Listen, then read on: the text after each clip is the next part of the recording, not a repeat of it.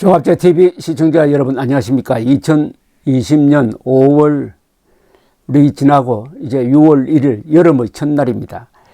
밤 10시를 방금 지났습니다. 이제 코로나 사태가 피크를 넘기는 듯 합니다. 조심스럽게 그렇게 전망을 합니다. 이 코로나 보드라는 사이트에 들어가 보면은 매일매일 상황판이 나오는데 사망자가 한때 하루에 5,000명, 6,000명 하던데 요사이 오늘은 사망자가 하루에 2,582명이 늘었습니다. 그래서 세계적으로 37만 4,289명입니다. 그리고 확진자는 9만 명이 새로 늘어가지고 625만 3천 명입니다. 세계적으로는. 나라별로 평균 치사율은 지금 5.99%입니다. 이 나라별로 쭉 조사를 해보면은 이 통계표를 읽어보면 의외의 사실을 발견하게 됩니다. 한국 언론이 보도한 것과는 완전히 다른 그림이 하나 나옵니다. 그것은 일본입니다. 일본은 지금 한국 언론만 보면은 아베가 일본에서 코로나 사태를 제대로 처리하지 못해가지고 지지율이 막 떨어지고 있다, 이런 인상을 갖게 되는데, 세계적으로는 일본이 한국과 더불어 코로나 사태를 가장 슬기롭게 그리고 자기 방식으로 극복해서 성공하고 있는 나라로 꼽히고 있습니다. 한국 언론은 막 거의 무조건적 반일 정책을 펴고 반일 노선을 가고 있으니까 특히 아베를 미워하는 게 김정은보다 더 미워합니다. 그러니까 김정은보다 아베를 더 미워하는 이런 여론조사가 나오는데, 언론의 반일 보도로 인하여 한국 사람들이 일본에 대해서 전혀 사실에 맞지 않는 정보를 갖게 되는 게 이번에도 증명이 되었습니다. 오히려 오늘 뉴욕타임스를 읽어보니까 일본의 성공 사례를 아주 신기하게 생각하면서 분석을 하고 있었습니다. 그보다 먼저 지금 세계 개황을 한번 말씀드리겠습니다.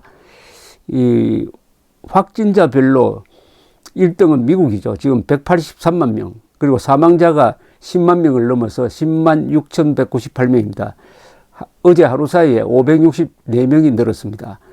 확진자가 두 번째로 많은 나라가 브라질입니다. 브라질이 요사이 사망자가 어제 469명 늘었습니다. 확진자는 51만 명.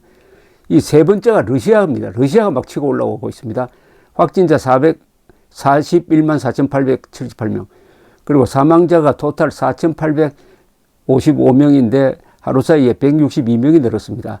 확진자 네 번째는 스페인입니다. 그리고 다섯 번째는 영국입니다. 여섯 번째는 이탈리아입니다. 그리고 일곱 번째가 인도입니다. 인도는 인구 비례로는 아직도 적은 편인데 지금 확진자 19만 1,000명에 사망자가 5,413명, 그리고 하루 사이에 사망자가 144명. 인도가 앞으로 어떻게 될지, 지금 현재로는 인구 비례로 보면은 잘 관리하고 있다고 보여집니다. 여덟 번째 확진자 많은 나라가 독일입니다. 독일 18만 3,494명에 사망자가 8,605명입니다. 아홉 번째가 페루입니다. 인구가 많지 않은데 여기 아주 방역에 실패를 했습니다. 사망자가 4,506명. 열 번째가 터키, 사망자가 4,540명. 11번째가 이란, 사망자 7,878명. 지금 이 순서는 확진자 순서입니다. 이란 확진자가 15만 4천명. 확진자가 12번째 나라가 프랑스 15만 1,000명에 사망자가 2만 8,802명입니다. 13번째가 칠레입니다. 저 남미의 칠레가 확진자가 약 10만 명, 사망자 1,000명.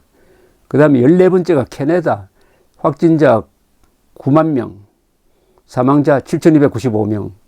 그 다음에 15번째가 멕시코, 확진자입니다. 숫자로. 확진자 수가 9만 명, 사망자가 꽤 많습니다. 9,930명. 16번째가 사우디아라비아, 17번째가 중국입니다. 중국이 한때 1등을 달리다가 이제 관리를 잘 해가지고 확진자 8만 3천 명에 사망자를 4,634명으로 낮추고 요사이는 사망자가 생기지 않고 있습니다.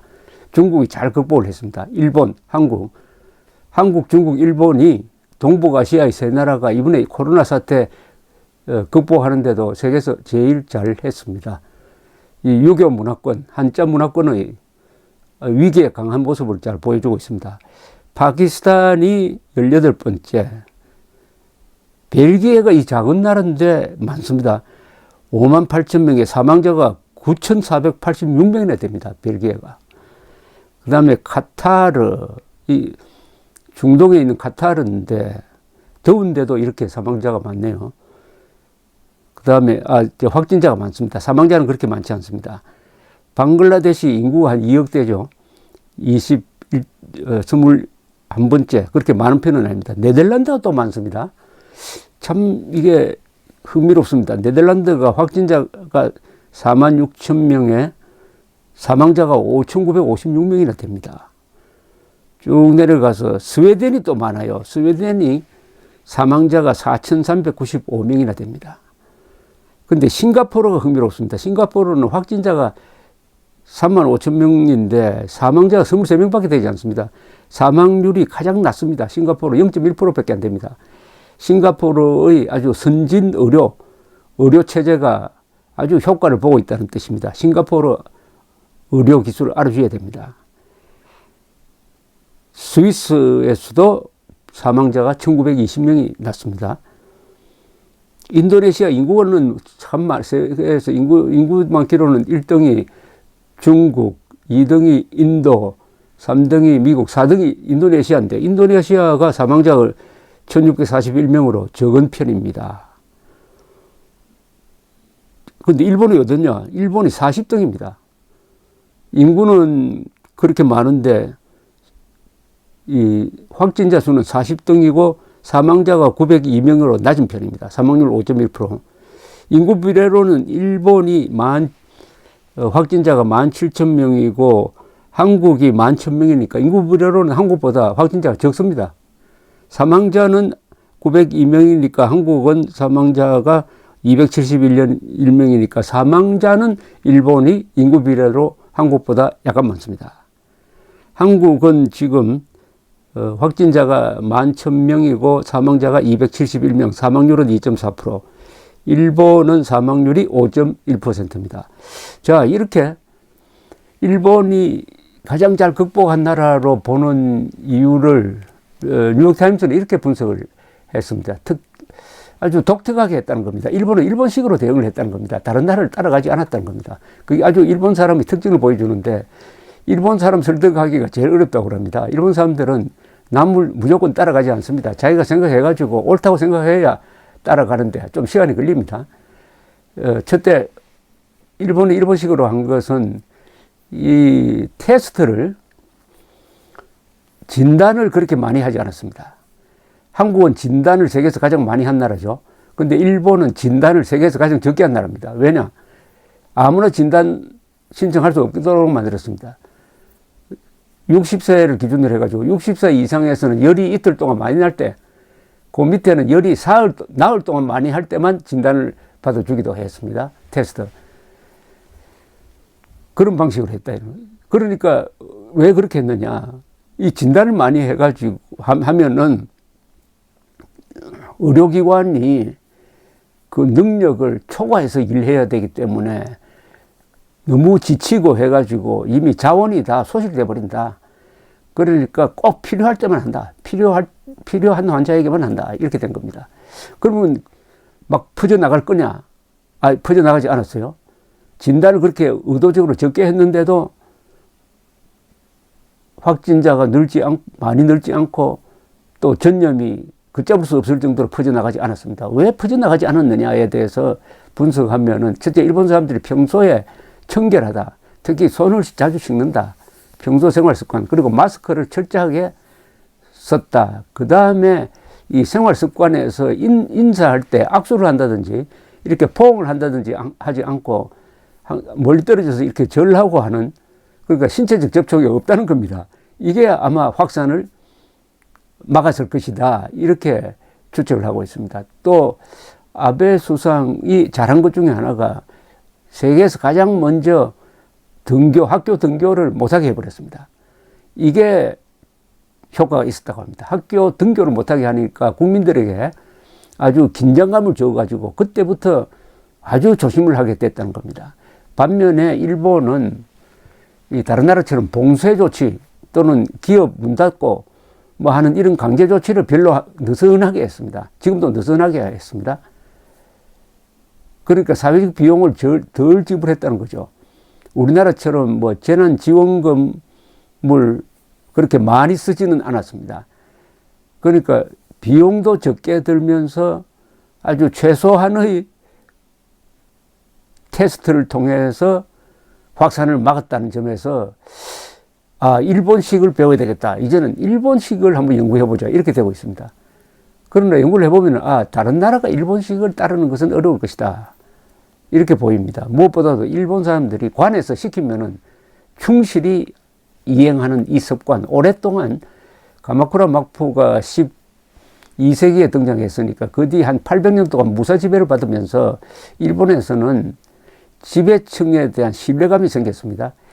이 국가 지도층이 선공후사하는 사람이다. 공을 앞세우고 자기 사적인 이익은 챙기지 않는 사람들이니까 대부분의 경우에 관료들이 하자는 대로 하면은 큰 실수는 보지 않는다. 관에 대한 아주 강한 신뢰가 있습니다. 그러니까 이렇게 하라 저렇게 하라 하면 즉각적으로 따른다 이거죠. 이거는 다른 나라에서는 볼 수 없고 특히 대중민주사회가 되면은 잘 따르지 않죠. 등등. 하여튼 이걸 통해서 반일주의자들에게는 좀 듣기 싫은 뉴스입니다. 지금 제가 말하는 거 이거 반일 종족주의자들에게는 그리고 많은 한국 사람들에게는 제가 말하는 게 이게 아마 그게 맞나? 지금까지 신문 봤더니 안 그렇던데 이렇게 이야기할 텐데 제가 말하는 게 맞습니다. 그러니까 일본을 어떻게든지 나쁘게 보이려고 하는 이런 언론, 정치인 속에 둘러싸여 있으면 일본을 제대로 보지 못한다 하는 이야기입니다. 일본의 경제력은 한때 미국 다음이었습니다. 요사이는 미국, 중국, 일본인데 일본의 경제력이 얼마나 크느냐? 어느 정도 크겠습니까? GDP 기준으로 유럽에서 가장 최강의 경제 강국이 독일이죠. 독일과 한국을 합쳐야 일본의 GDP와 같습니다. 그리고 세계에서 가장 큰 도시는 도쿄입니다. 메트로폴리탄 개념으로 하면은 약 3,500만 명. 그리고 세계에서 미슐린 가이드북에 올라 있는 세계에서 가장 맛있는 식당이 가장 많은 도시는 프랑스의 파리가 아니고 도쿄입니다. 일본의 저력은 무섭습니다. 그런 일본을 이웃에 두고 있다는 게 불행일 수도 있고 행복일 수도 있는데 다행일 수도 있는데 전쟁하지 않고 서로 당당하게 교류하게 된다면 다행이 되겠죠. 감사합니다.